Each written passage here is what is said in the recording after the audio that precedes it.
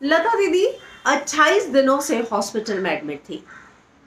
कैसे थे उनके वो आखिरी पल, और उनका इलाज करने वाली जो डॉक्टर्स की टीम है, उसमें जो डॉक्टर प्रतीत हैं जो पिछले 3 साल से उनका इलाज कर रहे थे, उन्होंने ये बताया कि कैसे थे लता दीदी के आखिरी पल, और जिस तरीके से उनकी हालत दिन पर दिन गिरती जा रही थी, उसके बाद जो है वो पल कैसे बीते।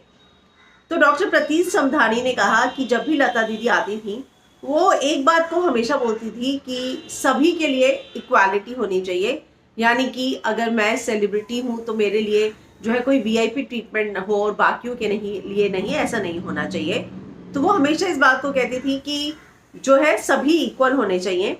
वो आगे कहते हैं कि वो हमेशा जो है किसी भी तरीके के ट्रीटमेंट के लिए तैयार रहती थी। वो किसी भी चीज़ से डरती नहीं थी। अगर उन्हें कहा जाएगा कि ये वाला ट्रीटमेंट करना पड़ेगा, वो हंसते हंसते हाँ कह देती थी। वो बहुत सिंपल नेचर की थी। मुझे उनके चेहरे की मुस्कुराहट जो है हमेशा याद रहेगी। अपने फाइनल मोमेंट्स में भी उनके चेहरे पर एक स्माइल रहती थी।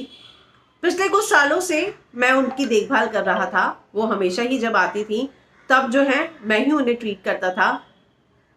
उनकी हालत पिछले कुछ सालों में सही नहीं थी, लेकिन इस बार जब वो आई तब हर रोज जो है उनकी हालत दिन पर दिन गिरती जा रही थी। हम लोगों ने बहुत कोशिश की, लेकिन कुछ भी जो हुआ आप जानते ही हैं। इस बात का हमें भी दुख है। वो लोगों से ज्यादा बात नहीं कर पाती थी, मिल नहीं पाती थी।